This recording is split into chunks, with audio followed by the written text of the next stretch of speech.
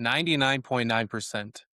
That is the percent chance the Cavaliers had to win this basketball game with 7 minutes and 49 seconds left, with a 93-71 lead, a 21-point lead in the fourth quarter.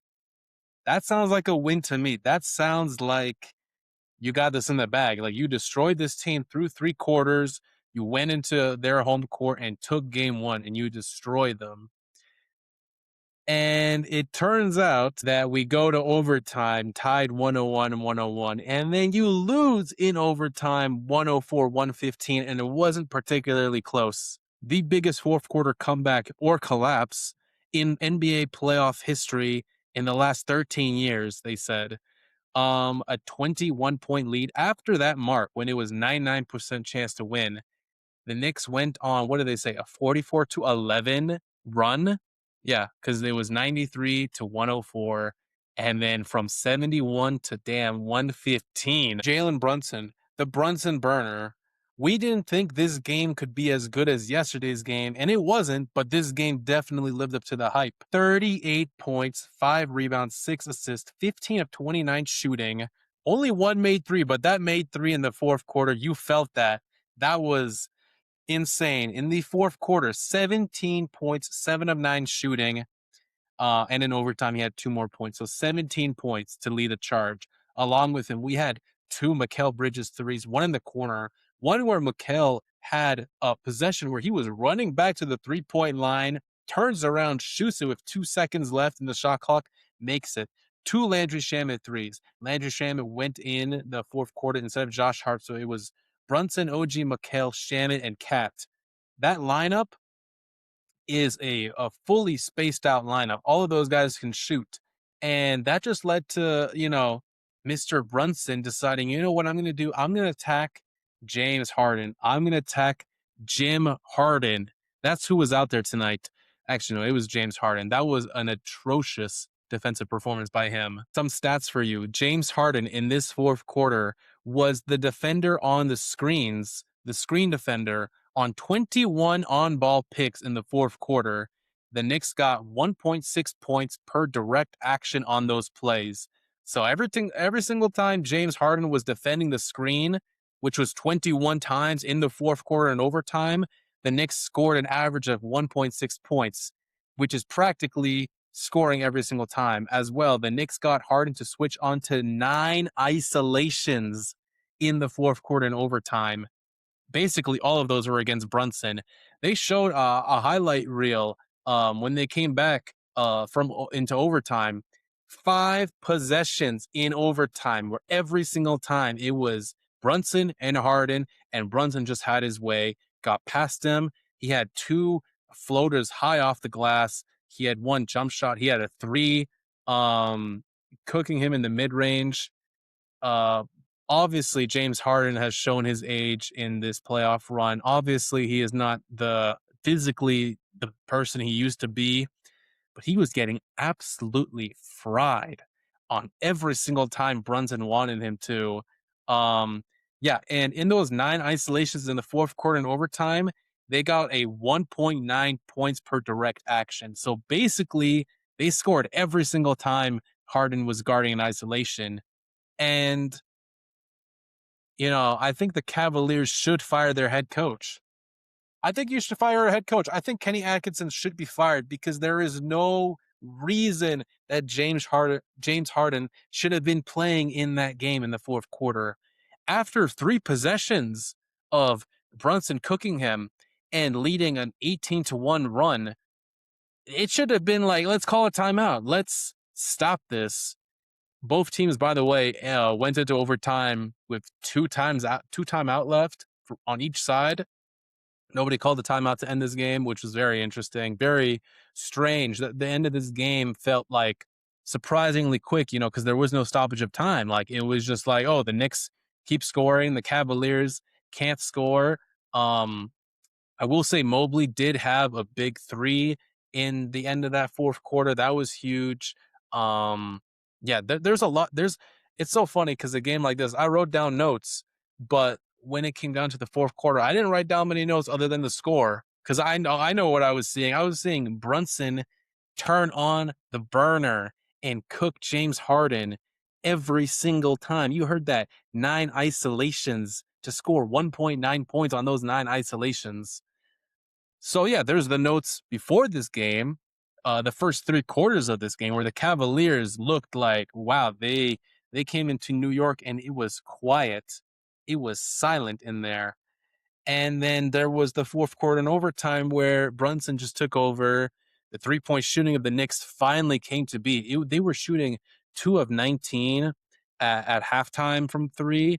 That the third quarter was atrocious. I think the third quarter, the Cavaliers were up 35-23, and it was just a really bad third quarter. I was gonna be on Cat's, behind in this game because he did not look comfortable, um, able to score against Mobley and Allen. It's a different situation when you got two different bigs who can both guard you, versus a Joel Embiid who is limited physically, and Cat is much faster. Mobley can hang and was hanging with Cat for a lot of this game.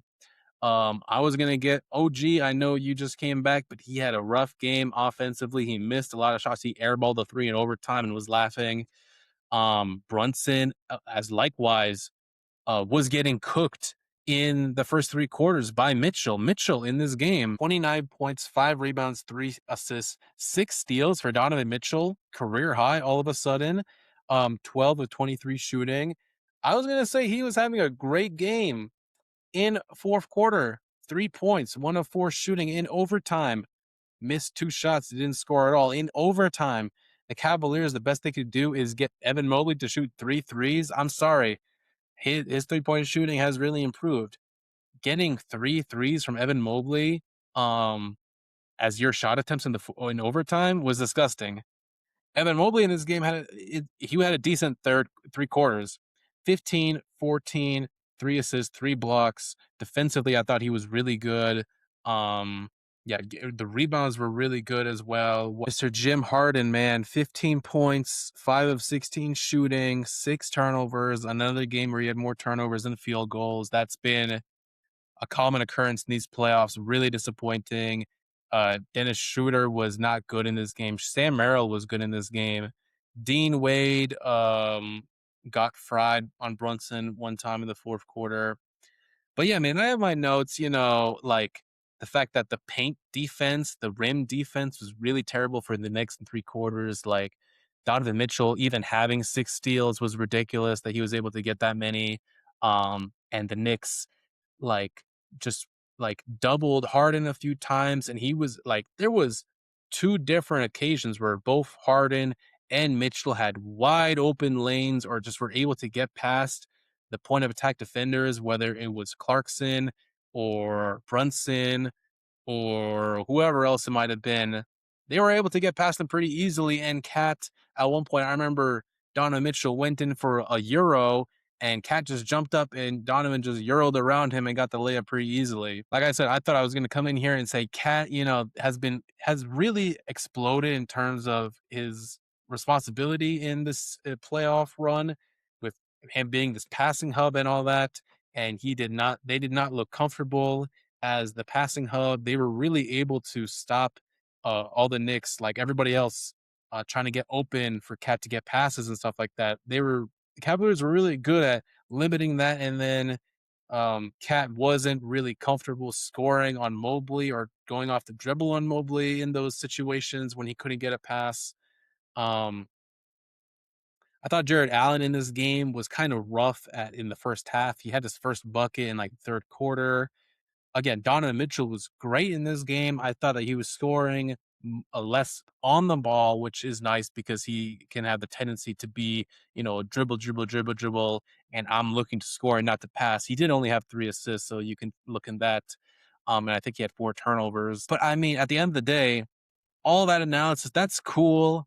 That will definitely be, the teams will look at that and take into consideration for games 2 and onwards. But at the end of the day, you blew a 21-point lead with 7 minutes left, a 99% chance to win. You let Brunson cook Harden on 5 or 6 possessions in isolation every single time. You did not make an adjustment. You did not decide to double him or try to fight for somebody else to guard him or take Harden out because clearly he wasn't doing enough on the offensive end to mitigate the fact that he was getting cooked by Brunson.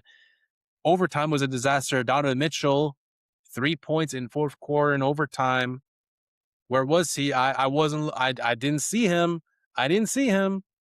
So yeah, there's the 3 quarters where the Cavaliers were on fire, and then there's the fourth quarter in overtime where just an absolute defeat, collapse, like a complete your morale for the Cavaliers and Cleveland Nation. I don't know how it could be any worse. You were down 0-2 against the Pistons. You lost game 6 against the Pistons. You had to go game 7 against the Raptors. This is clearly the worst moment of your playoffs so far. When you had a chance, I'm almost guarantee to steal game 1 to make the Knicks look rusty instead of rested. They were talking about that so many times. We're talking about they didn't play for a week. OG looked bad. Cat looked uncomfortable. Brunson was getting cooked defensively. Didn't matter. Fourth quarter, you get the Brunson burner on you. Knicks steal game 1. The series, it's not over till a road team wins. Well, actually, it's not over till it's over. Anyway, Knicks up 1-0. Cavaliers, thank you for providing a very fun game after we thought that tonight would be boring because of yesterday. Tonight was also very fun. The conference finals are on fire.